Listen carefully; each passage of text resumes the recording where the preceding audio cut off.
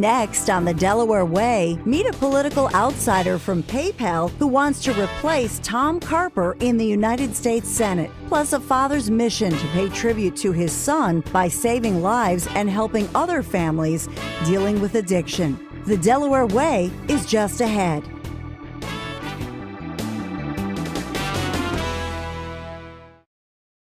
Hi, and welcome to the Delaware Way. Dawn Stensla-Menti, in for my better half, Larry Menti. We want to talk about the Senate race for Delaware, and we want to welcome in Gene Truono. So, Gene, you're not a career politician, and you think that's a win for the state of Delaware. I do, and I actually, when I first did my announcement, I said I'm not a career politician, nor do I aspire to be. I spent 30 years in financial services, and I think it uniquely qualifies me for this role because I can bring private sector experience to Washington and hopefully change policy that will help bring back jobs to Delaware. And your private sector experience is with a huge company that is a household name. Sure. The last firm that I worked with was PayPal. I was their global head of anti-money laundering compliance program director, and then I was the chief compliance officer.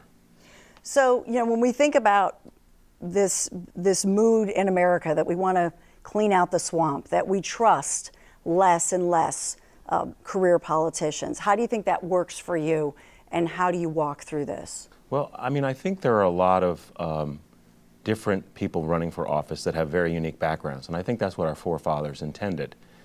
We have people who have been in Washington their whole lives, their whole careers, and have never really seen what the private sector is like, and I think for people coming from the outside of that spectrum, I think it brings a new perspective and hopefully will bring positive change for the people in Delaware, but throughout the country. So specifically, I mean, you've got tough competition here and a tough road ahead, right? So specifically, how do you get in there as somebody who's, in essence, a career politician rookie, you've never done that before, and make that work for you and make people believe in you? Sure. So we started about June of last year doing due diligence. I met with folks up and down the state who I've known for years. I'm born and raised in Delaware. My parents were both born and raised here as well. So we have and I had come from a large family, which is very beneficial. It wasn't always so beneficial when we were growing up. We fought, as most people do in their large family spectrum. But all of my brothers and sisters are supporting me. Both my parents have passed. I think my father, who was one of my mentors, had the most integrity of anyone I've ever met, sits on my shoulder. I always say that. And my mom sits here, who was my sort of the other half. But I think we're working hard. We're running up and down the state. We're going to places like Del Mar and Seaford and Dover and Camden and Claymont and just meeting people. And I'm really enjoying the part about meeting people and understanding what their needs and issues are, talking to veterans groups, Second Amendment folks. And I think, you know, we really, as elected officials, need to represent the people that we represent in the state of Delaware here. So you're a married man. You've been married since 2011. Mm-hmm. But your marriage, is that a win for you in a progressive state? So I'm married to a man, and I don't see Delaware as progressive. So being born and raised here, I see Delaware moderate to conservative. And the people I talk to, even Republicans, Democrats, and independents, don't seem to really see that as an issue anymore.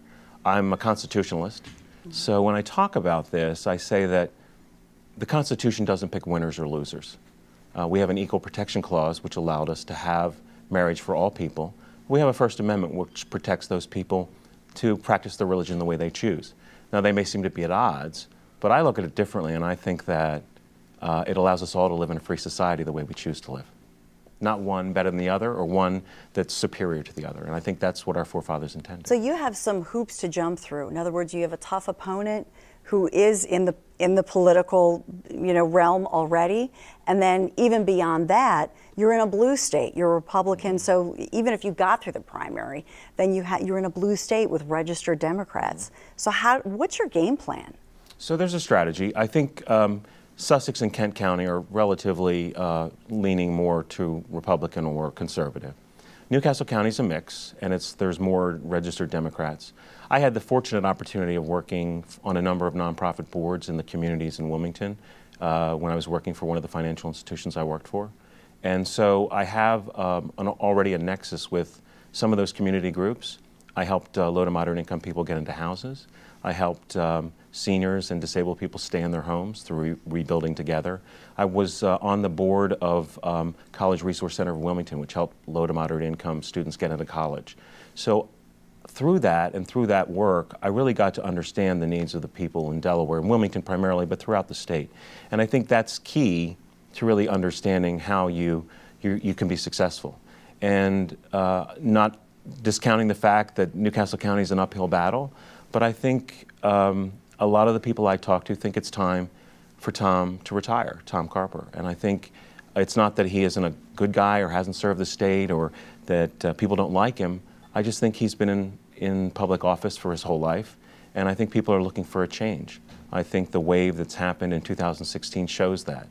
And I think the other factor that is obviously in the favor of the outsider is that the economy is starting to boom with the job results that came out last week, and the policies of this administration are very strong and I think helpful.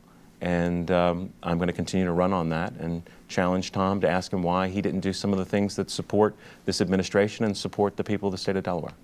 Well, that brings us to the Trump factor. So when we come back, we'll talk Donald Trump and the president's impact on the election here in Delaware. Stay right there.